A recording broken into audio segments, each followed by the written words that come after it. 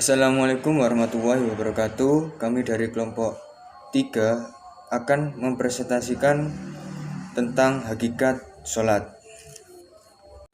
Perkenalkan, nama saya Dewi Fitrianingrum, NIM 201041111162.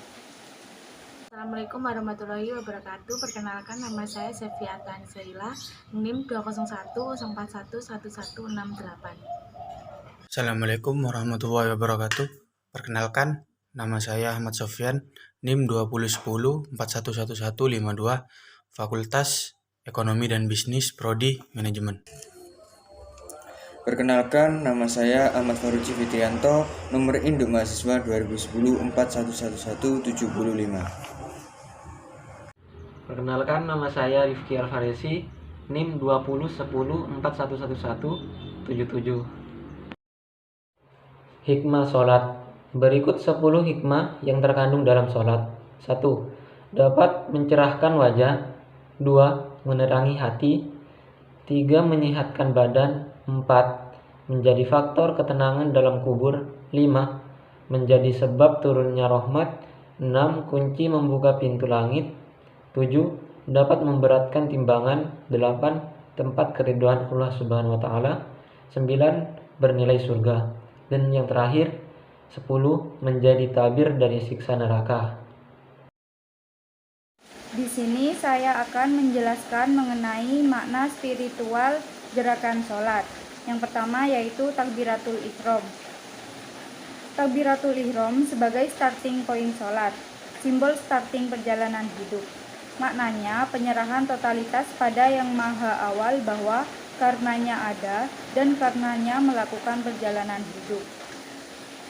Takbiratul ihram merupakan pengawalan segala sesuatu, sebagaimana hidup dimulai dari kelahiran. Sesuatu yang ada pasti ada awalnya. Dengan keimanan kita yakin bahwa semua berawal dari Allah. Yang kedua yaitu berdiri atau gerak perjalanan. Berdiri lambang siap berjalan menjelajahi kehidupan. Karena kalau kita duduk tidak mungkin bisa berjalan. Tegak artinya kehidupan harus ditegakkan atau ditumbuhkan pada ruang waktu. Iman harus ditegakkan, akhlak harus ditegakkan, amalan pribadi dan amalan sosial harus ditegakkan. Sholat adalah tiang agama. Agama didirikan atau ditegakkan oleh sholat. Sebagaimana pohon tegak lalu pada titik ketinggian optimum kemudian berbuah. Dalam perjalanan itu kita memakan energi di bumi lalu diproses dengan aturan hukum Allah dan memeliharanya supaya tidak rusak hama atau penyakit untuk menghasilkan buah atau hakikat hidup. Dalam tegak berdiri, posisi kepala tunduk, artinya dalam perjalanan hidup akan tunduk dan patuh pada segala hukum dan kehendak Allah, bebas dari rasa kesombongan diri. Kedua tangan memegang hulu hati, simbol bahwa hati akan selalu dijaga kebersihannya dalam perjalanan hidup. Yang ketiga yaitu ruku atau penghormatan. Ruku adalah sebuah ajaran kembali kepada Sang Pencipta. Segala sesuatu tidak pernah kita miliki secara pribadi. Semua yang datang dari Sang Pencipta akan kembali kepada Sang Pencipta. Semua yang dimiliki manusia hanyalah ujian dan titipan. Itu tandanya bahwa Sang Penciptalah yang menjadi dasar acuan hidup kita dan kita benar-benar mengembalikan urusan akhir kepada Sang Pencipta. Dan kita tahu apabila tanpa petunjuk para utusan Allah yaitu Nabi, Rasul, dan Malaikat, kita tidak akan tahu jika semua itu ciptaan Allah. Dan dengan para utusannya kita tahu tujuan arah hidup serta cara mengisi hidup agar selamat.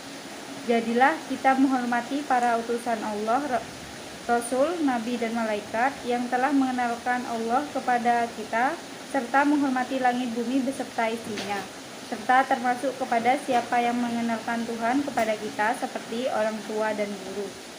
Penghormatan sebagai rasa terima kasih kita bahwa kita jadi tahu Tuhan itu seperti apa. Yang keempat yaitu i'tidal atau puja-puji kepada Allah.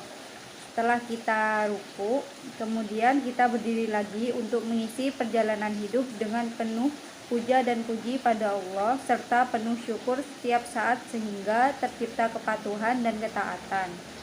Dengan mengetahui hasil ciptaan Allah, maka akan tumbuh kekaguman dan kecintaan kepada Allah sehingga tumbuh rasa cinta dan ikhlas atau dengan senang hati menjalani hidup sesuai kehendak Allah. Itu dimaksudkan kita benar-benar tidak akan melenceng dari jalan Sang Pencipta dan tidak akan berpindah pada ajaran yang menyesatkan. Yang kelima, sujud, penyatuan diri dengan kehendak Allah. Sujud adalah simbol kepasrahan yang sangat total. Tidak ada lagi ketakutan, tidak ada lagi kekhawatiran, tidak ada lagi tawar-menawar dalam memasrahkan diri kepada Sang Pencipta. Sang Pencipta selalu memberikan yang terbaik untuk makhluknya, yang belum tentu sesuai dengan apa yang mereka mau. Sujud dilakukan 2 kali dimaknai. Sujud pertama, penyatuan kehendak Allah dengan kehendak ruhani atau hati atau jiwa. Diselangi permohonan pada duduk antara 2 sujud. Sujud kedua, pernyataan pengagungan zatnya Allah personal antara makhluk dan Sang Pencipta. Pernyataan ingin kembali pada Sang Pencipta akhir dari perjalanan. Yang keenam, duduk antara 2 sujud atau permohonan. Duduk di antara 2 sujud merupakan sikap di mana kita akan dihadapkan pada suatu keadaan, bersimpah di hadapan Sang Pencipta. Itu adalah simbol di mana kita akan dimintai pertanggungjawaban kepada Sang Maha Kuasa dan kita akan dihadapkan kepada pengadilan yang seadil-adilnya. Yang ketujuh, at-tahiyat, pernyataan ikrar. Tahap pemantapan karena perjalanan hidup itu naik turun dan fitrah manusia tidak lepas dari sifat lupa. Maka perlu pemantapan agar semakin kokoh, yaitu ikrar syahadat dengan simbol pengokohan ikrar melalui telunjuk kanan. Yang 8, salam. Salam adalah ucapan yang mengakui adanya manusia lain yang sama-sama dalam perjalanan atau aspek kemasyarakatan, menunjukkan bahwa hidup ini tidak sendiri, sehingga hendaknya menyebarkan salam dan berkah kepada sesama untuk saling bahu-membahu menegakkan kehidupan yang harmonis atau selaras dan tegaknya kedamaian, kesejahteraan, dan keselamatan di bumi Allah. Salam adalah penutup sekaligus awal dari mulainya praktek aplikasi sholat dalam bentuk aktivitas kehidupan di lapangan hingga ke sholat berikutnya. Saya akan menjelaskan ancaman bagi yang meninggalkan sholat.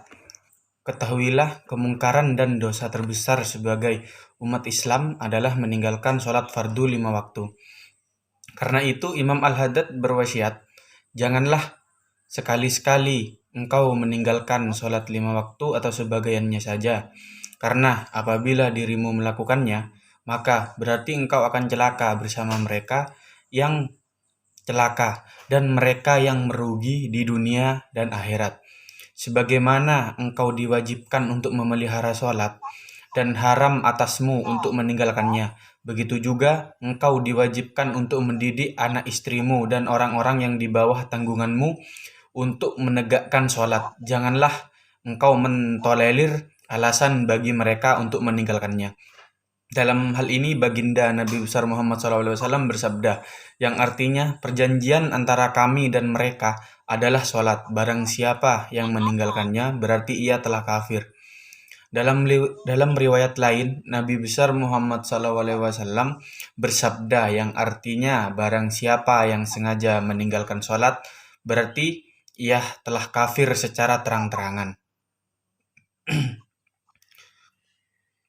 Karena itu Imam Al-Haddad berwasiat, janganlah sekali-sekali engkau meninggalkan sholat 5 waktu atau sebagiannya saja. Karena apabila dirimu melakukannya, maka berarti engkau akan celaka. Di sini saya akan menjelaskan tentang tata cara sholat menurut Himpunan Putusan Tarjih Muhammadiyah. Yang pertama, menghadap kiblat, pandangan lurus ke tempat sujud. Lalu kemudian angkat kedua tangan sejajar dengan pundak, hadapkan tangan ke arah kiblat, lalu ucapkan Allahu Akbar. Bersedekap dengan cara menaruh telapak tangan kanan di atas tangan kiri, letakkan tangan di depan dada dan membaca iftitah Dilanjutkan membaca ta'awud dan membaca surat pendek. Allahu Akbar. Allahumma ba'id baini wa baina khotoyaya kama ba'atta bainal masriki wal maghrib. Allahumma nakini minal khotoya kama yunawwad saubul abyadu minad danas. Allahumma sil khotoyaya bil ma'i wat salji wal barad. A'udzubillahi minasyaitonir rajim. Bismillahirrahmanirrahim. Alhamdulillahirabbil alamin arrahmanirrahim maliki yaumiddin iyyaka na'budu wa iyyaka nasta'in ihdinas siratal mustaqim siratal ladzina an'amta 'alaihim ghairil maghdubi 'alaihim waladdallin amin. Bismillahirrahmanirrahim. Qul huwallahu ahad Allahus samad lam yalid wa lam yulad wa lam yakul lahu kufuwan ahad. Kemudian gerakan rukuk dengan mengangkat kedua tangan sejajar dengan dada atau pundak sambil membaca Allahu Akbar. Letakkan telapak tangan di atas lutut sambil mencengkram, jari-jari direnggangkan, punggung lurus dengan kepala, dan lakukan dengan tumaknina, lalu membaca doa rukuk. Allahu Akbar. Subhanaka Allahumma Rabbana wa bihamdika Allahumma ghafirli. Kemudian bangkit sambil mengucapkan Sami Allah liman hamidah dan membaca doa ihtidal. Sami Allahu liman hamidah. Rabbana walakal hamdu. Gerakan selanjutnya menurunkan tubuh untuk melakukan sujud sambil bertakbir dan letakkan tangan sebelum lutut. Sujud bertumpu dengan 7 anggota tubuh, yaitu wajah, kening, hidung, kedua telapak tangan, kedua lutut, kedua ujung jari kaki ke lantai, tangan membentang dan kaki hampir menyiku. Lalu membaca doa sujud. Allahu Akbar. Subhanaka Allahumma Rabbana wa bihamdika Allahumma ghafirli. Kemudian bangkit dari sujud dengan membaca takbir dan kemudian duduk istiros, punggung tegak, dan letakkan telapak tangan di atas paha atau lutut dan bacalah doa duduk di antara dua sujud. Allahu Akbar. Allahumma firli warhamni wajburni wahdini warzuqni. Kemudian gerak turun sambil bertakbir dan letakkan tangan sebelum lutut. Sujud bertumpu dengan 7 anggota tubuh, wajah, kening, hidung, kedua telapak tangan, kedua lutut, kedua ujung jari kaki ke lantai, tangan membentang dan kaki hampir menyiku, sambil membaca doa sujud. Allahu Akbar. Subhanaka Allahumma Rabbana wa bihamdika Allahumma ghafirli. Kemudian bangkit dari sujud dengan membaca takbir, dengan melakukan duduk tasahud akhir dengan posisi tawaruk, posisi tangan di atas paha sambil menunjuk, dengan membaca tasahud dan sholawat, dan berdoalah memohon pertolongan. Allahu Akbar. At-tahiyatu lillah wa sholawatu wa thayyibat. Assalamu alaika ayyuhan nabiyyu wa rahmatullahi wa barakatuh. Assalamu alaina wa ala ibadillahi sholihin. Ashhadu an la ilaha illallah wa ashhadu anna Muhammadan abduhu wa rasuluh. Allahumma sholli ala Muhammad wa ala ali Muhammad kama shollaita ala Ibrahim wa ala ali Ibrahim wa barik ala Muhammad wa ala ali Muhammad kama barakta ala Ibrahim wa ala ali Ibrahim innaka Hamidum Majid. Allahumma inni a'udzubika min azabi jahannam wa min azabil qabr wa min fitnatil mahya wal mamati wa min syarri fitnatil masyihid dajjal. Lalu selanjutnya salam. Gerakan salam dengan cara menoleh ke kanan sambil mengucapkan Assalamualaikum warahmatullahi wabarakatuh dan menoleh ke arah kiri dengan mengucapkan Assalamualaikum warahmatullahi wabarakatuh. Assalamualaikum warahmatullahi wabarakatuh. Assalamualaikum warahmatullahi wabarakatuh.